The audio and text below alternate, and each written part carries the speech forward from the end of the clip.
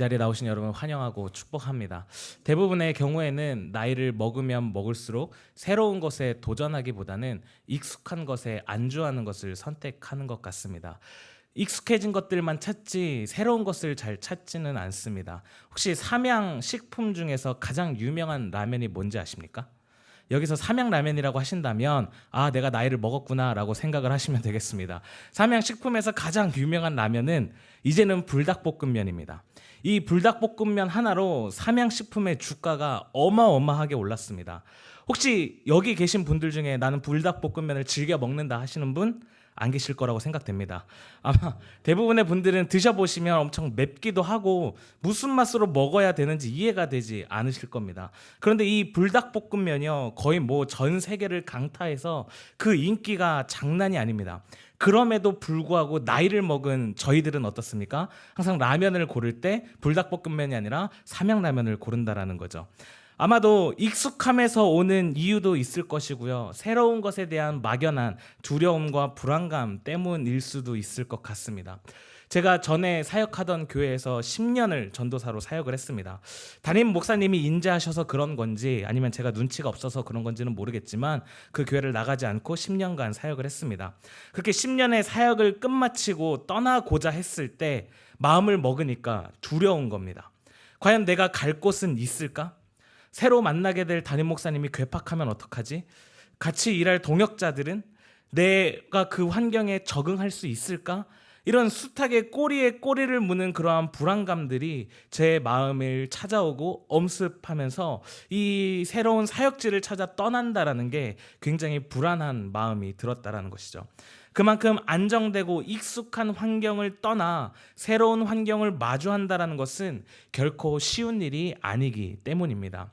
오늘 본문의 앞장을 보게 되면 야곱이 이제 그의 아버지가 살던 땅이었던 헤브론을 떠나 애굽으로 내려가는 장면이 등장을 하게 됩니다. 여러분, 그동안 야곱이 터를 일구어 놓고 불을 축적해 놓고 모든 것을 안정화시켜 놓았던 그 땅을 떠나야 한다라는 것은 결코 쉬운 일이 아닙니다. 그럼에도 불구하고 야곱이 이 땅을 떠나야만 했던 이유는 그 땅에 심한 기근이 찾아와서 더 이상 그 땅은 살 수 있는 땅이 되지 못하였습니다.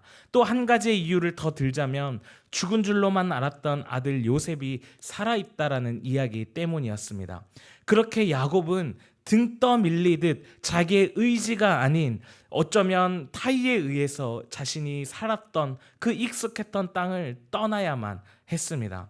그런데 참 재밌는 것은 야곱은 굉장히 저돌적인 사람이었다라는 것이죠. 집착하는 사람이었습니다. 어떤 수를 써서라도 자신이 원하는 것을 쟁취하던 사람이 바로 야곱이었다라는 것입니다. 에서가 사냥하고 돌아오다가 배가 고파 돌아오는데 거기서 팥죽을 끓였다?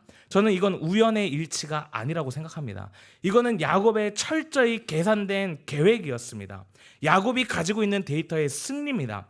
치밀하게 형을 분석하고 형이 어디로 사냥을 갔는지, 어디에서 사냥을 끝마치고 돌아오는지, 그것이 몇 시쯤인지, 형이 제일 좋아하는 음식은 무엇인지, 아마 에서가 가장 좋아하는 음식 중에 하나가 팥죽이지 않을까 싶었습니다. 그래서 야곱은 에서가 사냥을 끝마치고 돌아오는 길에 마침 거기에서 팥죽을 끓이고 있었다라는 것이죠. 여기서 야곱은요, 단 한 번도 형 에서에게 이겨본 적이 없습니다. 유일하게 처음으로 형을 이겨봤던 순간이 바로 팥죽으로 형을 속여 먹었던 그 순간이었습니다. 그러니까는 그 한번 속여 넘었던 그 경험들이 커지고 커지다 보니까 나중에는 아버지를 속이게 되죠. 어머니가 가져다 준 음식을 가지고 몸에 난 털을 붙이면서 아버지와 형을 속여 이겨 먹습니다. 형이 받아야 할 장자의 축복권과 장자의 명분을 이 야곱이 다 뺏어가게 됩니다. 그러고 난 다음에 보니까 어디로 도망가죠?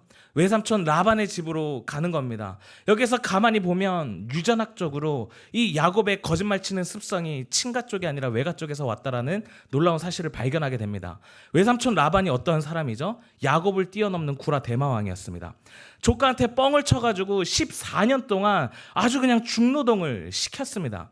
여러분, 집착하는 남자이다 보니까 라헬, 라하벨이라는 그 아름다운 여인을 보고 7년을 수일같이 여겼습니다. 여러분, 7년 동안 한 여자 때문에 7년 동안 노동을 했다? 이거는 뇌에 문제가 있는 겁니다.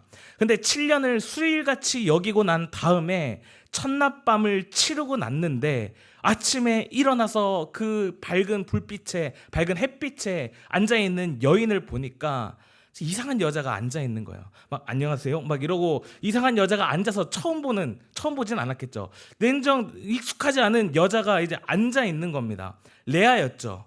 동생은 엄청 이쁜데 언니는 참 안타까웠어요. 성경에서는 어지간하면 이 여자에 대해서 외모를 평가하지를 않거든요. 그런데 유일하게 이 레아를 평가하는 장면이 등장을 합니다. 근데 성경이 굉장히 인격적입니다. 이 레아에 대해서 뭐라고 이야기를 하냐니까 못생긴 애를 못생겼다고 이야기하지 않고 시력이 좋지 못하더라 라고 이야기를 합니다. 가만히 생각해 보면 더 안타까운 말이에요. 시력이 안 좋으니까 어떻게 할까요? 계속 얼굴을 찡그리고 있는 거예요. 그러니까 바꿔 말하면 얼굴이 구겨졌다, 얼굴이 망가졌다, 뭐 이렇게 이야기하는 것을 성경은 시력이 좋지 못하더라 라고 이야기를 하고 있는 거죠. 그러니까 이 야곱이 어떻게 합니까? 반품하러 가지 않겠습니까? 장인어른, 이제 외삼촌에게 택배가 잘못 왔습니다, 반품해 주십시오 라고 이야기를 하니까 우리 동네에서는 둘째를 먼저 시집 보내는 일이 없다 라고 이야기를 해서 또 다시 7년을 노동을 해서 결국 14년 동안 노동을 해서 라헬을 얻어내는 인물이 바로 야곱이었습니다. 여러분, 야곱이야말로 현대판 경영학에서 가장 따라야 될 롤모델 아니겠습니까? 난관을 극복해라, 목적을 극대화하라, 끝까지 얻어내라. 이거 완전 경영학 교본에 나올 만한 이야기 아니겠습니까? 야곱은 그러한 인생을 살았습니다. 내 한계가 무엇이든지 상관없고 나는 끝까지 데이터와 끈기와 인내를 가지고 승리하겠다라는 생각을 가지며 살아갔습니다. 그러한 인생을 살아왔던 야곱이 이제는 다 늙어서 어떻게 되느냐? 정들었던 땅, 자신이 모든 것을 일구었던 그 땅을 등 떠밀리듯 떠나게 되는 겁니다. 떠나고 싶지 않았겠죠. 이미 나이는 먹을 대로 먹었고 이동하는 것도 쉽지 않고 낯선 곳에 새로 적응하는 것도 두려웠을 것입니다. 그러니까 야곱이 어떻게 합니까? 우리 46장 1절에 있는 말씀 같이 한번 읽어보겠습니다. 46장 1절입니다. 시작. 이스라엘이 모든 소유를 이끌고 떠나 부엘세바에 이르러 그의 아버지 이삭의 하나님께 희생 제사를 드리니. 아마 야곱은 새로운 땅으로 간다라는 그 막연한 두려움과 불안감 때문에 하나님 앞에 제사를 지냈던 것 같습니다. 그때 하나님께서 야곱에게 나타나셔서 뭐라고 말씀하시냐니까 2절에서 4절입니다. 다시 한번 같이 읽어보겠습니다. 시작. 그 밤에 하나님이 이상 중에 이스라엘에게 나타나 이르시되 야곱아 야곱아 하시는지라. 야곱이 이르되 내가 여기 있나이다 하매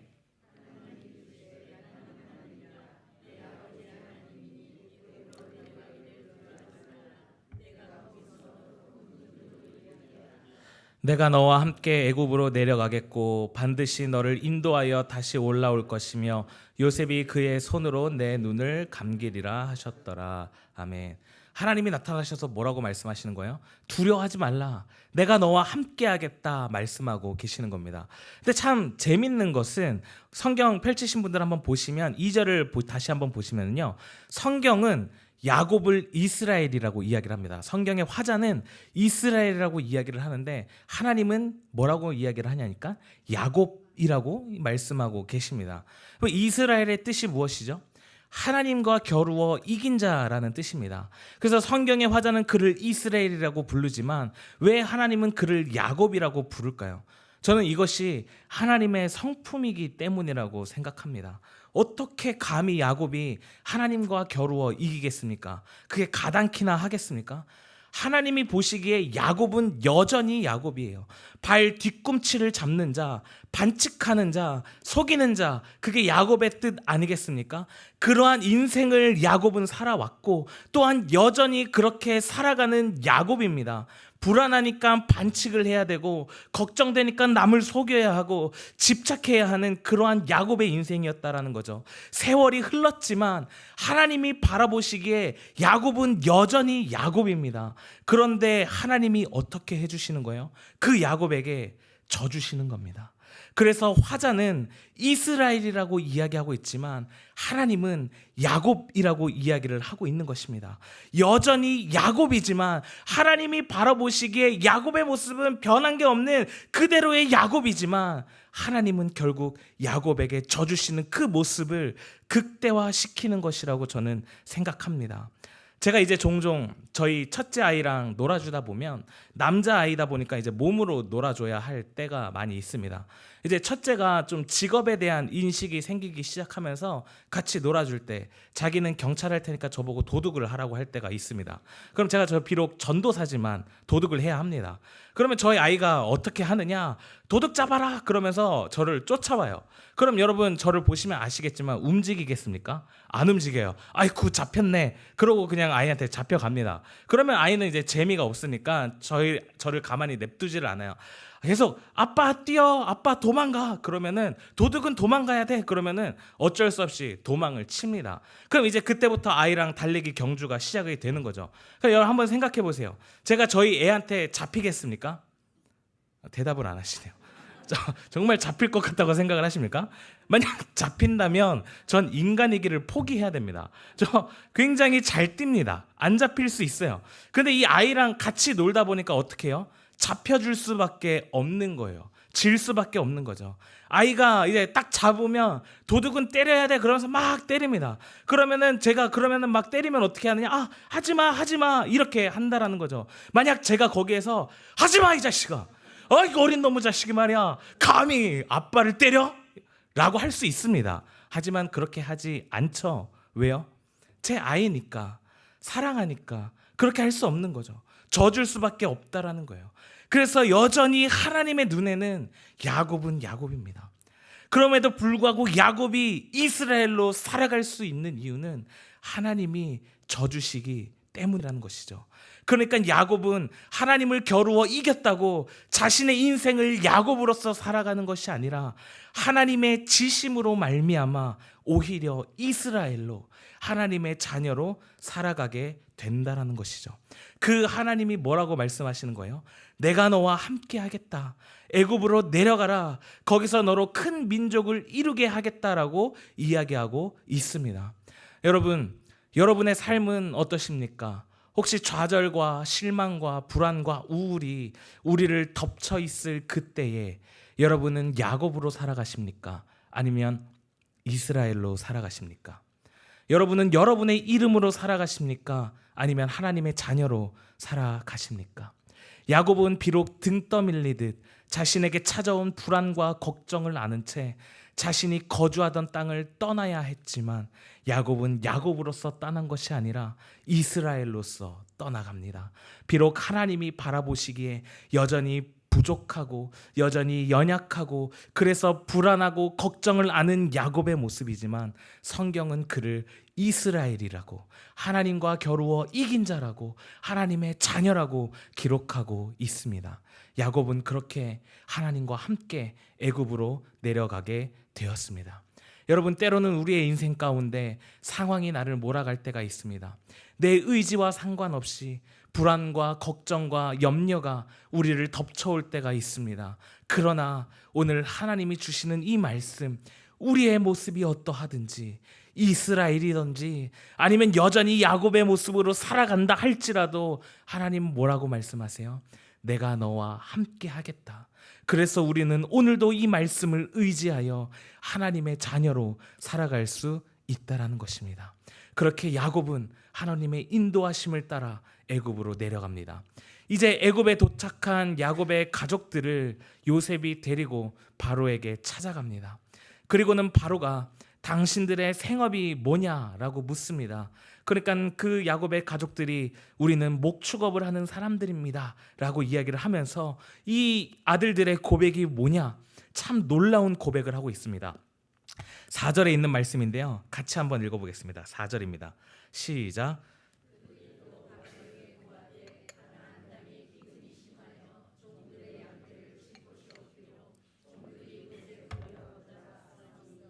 원하건대 종들로 고센 땅에 살게 하소서. 아멘. 영원히 거하는 게 아니라 잠시 머무르러 왔다라고 이야기를 하고 있습니다. 이거를 9절에서도 야곱이 똑같이 이야기를 합니다. 뭐라고 이야기를 하냐 하면 나그네라고 이야기를 합니다. 여러분, 우리는 이 본문을 통하여서 이거를 보셨으면 좋겠습니다. 이스라엘, 하나님의 자녀로 살아가는 우리의 인생은 어떠한 인생이냐? 나그네의 인생이라는 것입니다. 여기 영원히 거하는 것이 아니라 무엇이 있어야 되냐 하면, 우리들이 이 땅에 두 발을 딛고 믿음 생활을 하면서 살아가지만 이 땅 가운데에서 우리는 낯섦을 느낄 수 있어야 한다는 것입니다. 여기가 내가 영원히 거하여야 될 것이 아니라는 것을 느끼는 거룩한 낯선 느낌이 우리 가운데 있어야 한다는 거죠. 여기에서 내가 왕이 되고 내 왕국을 세우고 내가 영원히 거할 거라는 생각이 아니라, 마치 하나님께서 자, 수고했다, 이리로 와라, 저리로 가자, 그러면 갈 수 있는 그러한 자유로움이 있어야 한다는 거죠. 제가 좀 이제 특별하게 전도사 생활을 오래 하다 보니까 종종 이제 저에게 비전이 뭐냐고 물어보시는 분들이 계십니다. 그러면 좀 친한 분들에게 저는 이렇게 대답을 합니다. 전 비전이 없습니다 라고 대답을 합니다. 그러면 대부분의 분들이 아니, 청소년들 사역자면서 아이들에게 비전을 가지라고 이야기를 해야 되는데 왜 비전이 없냐 라고 이렇게 되물어보는데, 저는 정체성이 분명합니다. 저는 종입니다. 하나님의 종이에요. 여러분, 종은 생각이 많으면 안 됩니다. 내 생각, 내 고집, 내 관념이 강해지면 주인의 말을 듣지 않습니다. 청소년 사역을 열심히 하고 있다가 만약 내일 하나님이 이러는 거죠. 자, 민혁아, 이제 수고했다, 이제 다른 거 하자. 그러면 하나님 지금 무슨 얘기를 하시는 거냐고. 하나님 지금 잘 모르시나 본데, 지금 내가 이쪽 청소년, 지금 한가람교회 청소년부에서 지금 잘 나가고 있다고. 하나님, 제가 지금 정말 바쁘게 사역하고 있고, 하나님 이거 쉬운 거 아닌데 하나님이 주로 어른 사역하셔서 잘 모르시나 본데 주님, 청소년 쪽이 좀 힘들다고 이렇게 말하지 못한다라는 것이죠. 제가 만약 하나님께서 오늘 이 사역을 접고 낙도로 가자 하시면 낙도를 가면 갈 수 있다라는 것입니다. 하지만 개척은 조금 많이 생각을 해봐야 될 것 같은데, 네, 낙도든 해외 선교이든 어디든 주님이 부르시면, 주님이 오라시면 갈 수 있는 그러한 마음을 저는 가지고 있다라는 것이죠. 여러분, 만약 내 비전이 생기고 그것이 내 마음속에 가득 차게 되면 뭐가 안 들릴까요? 하나님의 인도하심이 안 들리는 겁니다. 나그네는 무엇이냐? 하나님이 이끄시는 대로 움직이는 사람들입니다. 주님의 뜻을 따라서 오늘은 여기에 있지만 여기 있는 곳이 영원한 곳이 아니라 주님께서 또 옮기라고 하시면 또 가는 겁니다. 그래서 나그네에게는 하나님이 비전인 것입니다. 여러분, 이 정신을 가지셔야 합니다. 그 마음을 가지셔야 합니다. 성공이 우리의 비전이 되는 것이 아니라 하나님이 우리의 비전이 되어서 우리는 성공을 넘어서는 하나님을 바라보고 움직일 수 있어야 한다는 것입니다.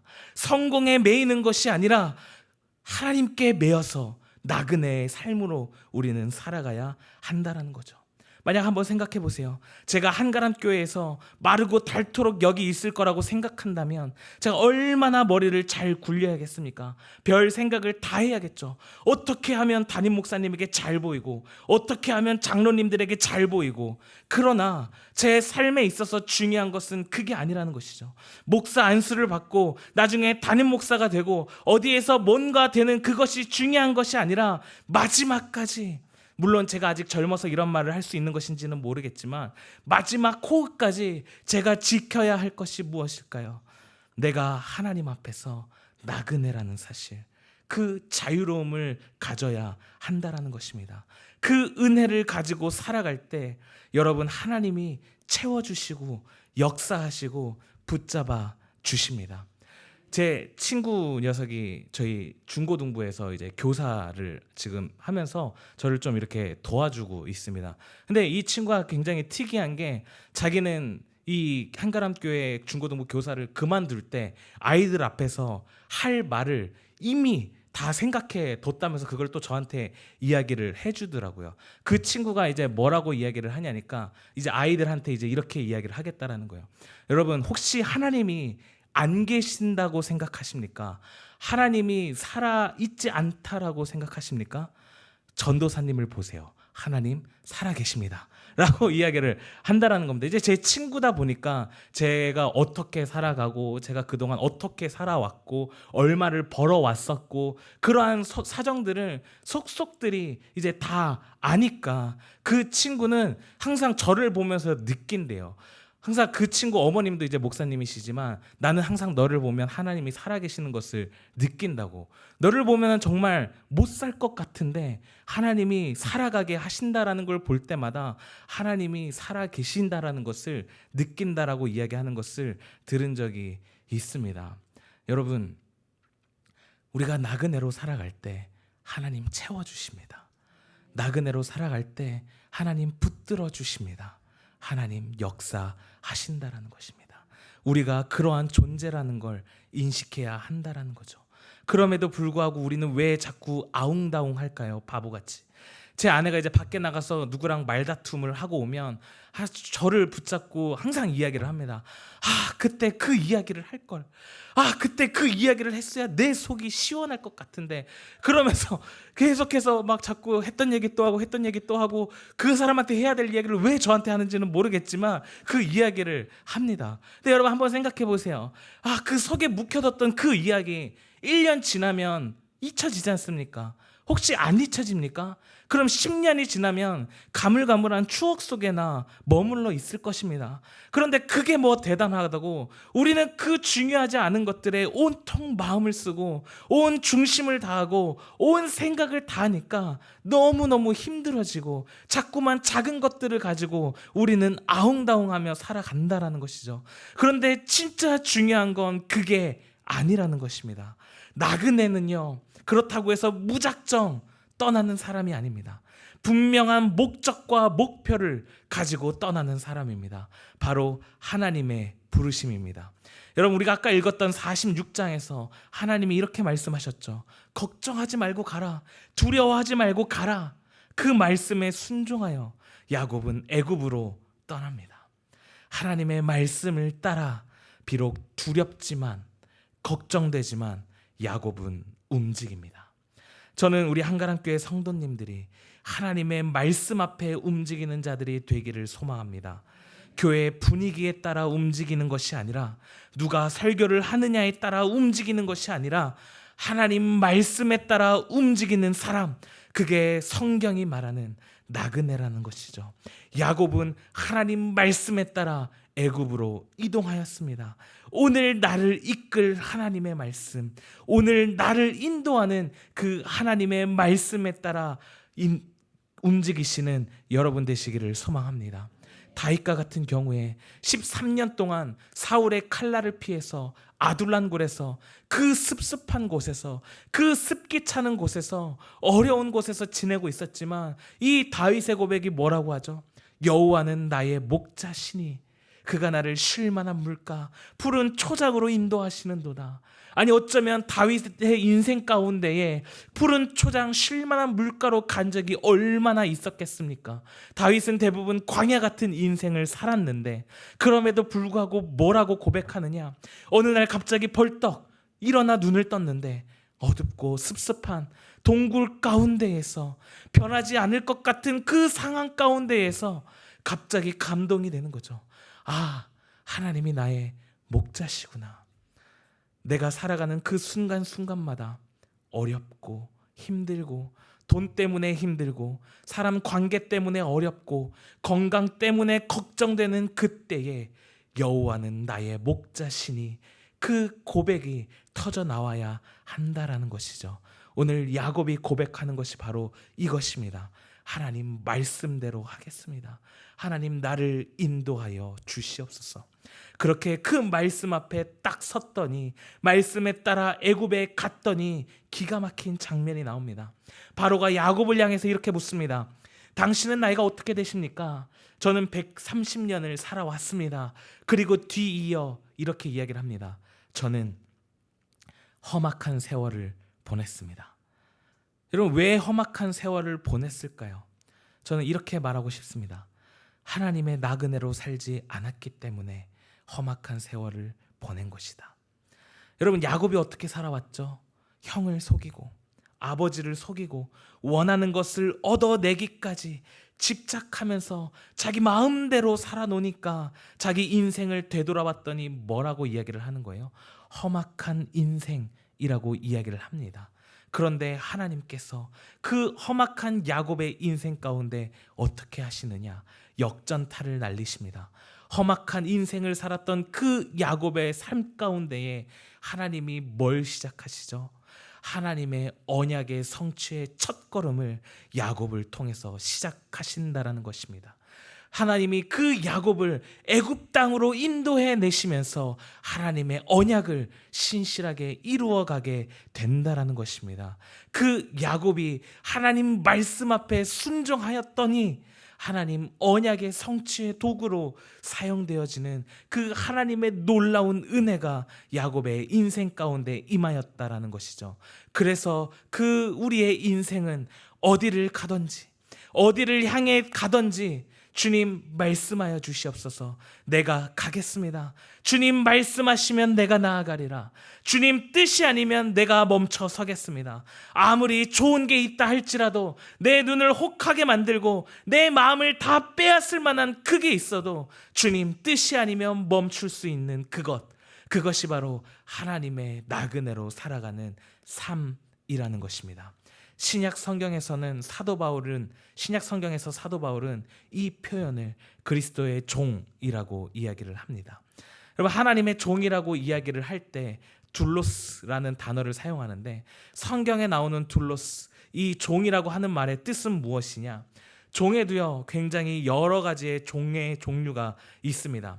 제일 밑바닥에 있는 거는 전쟁 포로로 잡혀와가지고 배너 같은 영화를 보시면 아시겠지만 포로들이 이제 배를 젓게 하는 거죠. 그렇게 배를 젓다가 이제 힘이 다 떨어지면 밥도 안 주고 버려버리는 일회용처럼 쓰이는 노예들이 있습니다.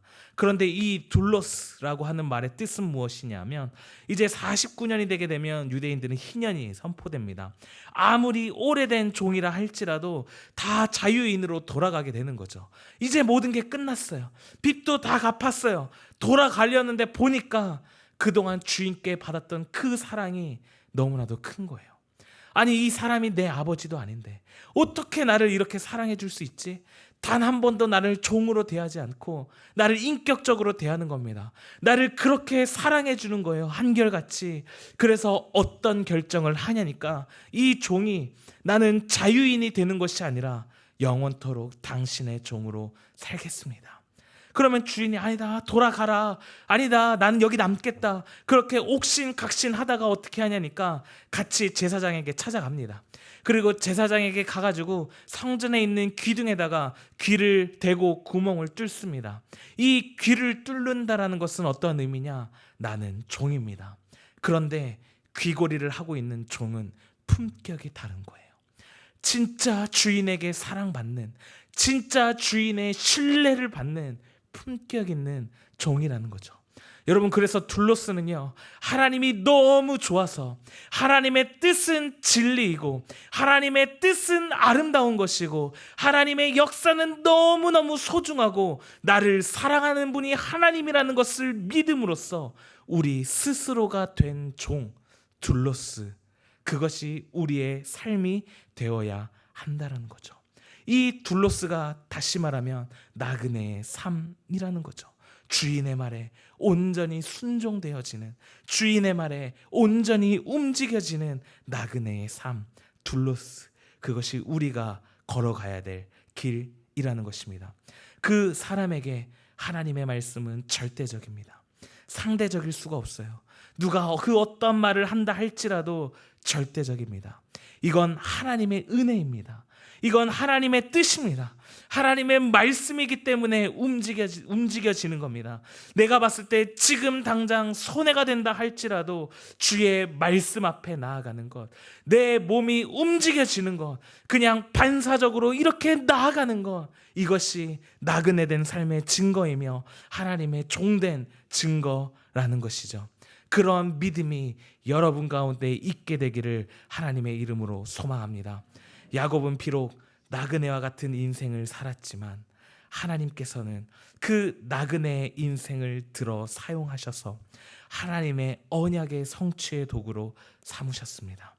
우리 역시도 나그네와 같은 잠시 머물다가는 이 세상에 우리의 표대를, 우리가 꿈꾸는 그 나라를 기억하며 주님 말씀 앞에 순종하는 우리 한가람교회 성도님들 되시기를 간절히 소망합니다. 기도하겠습니다.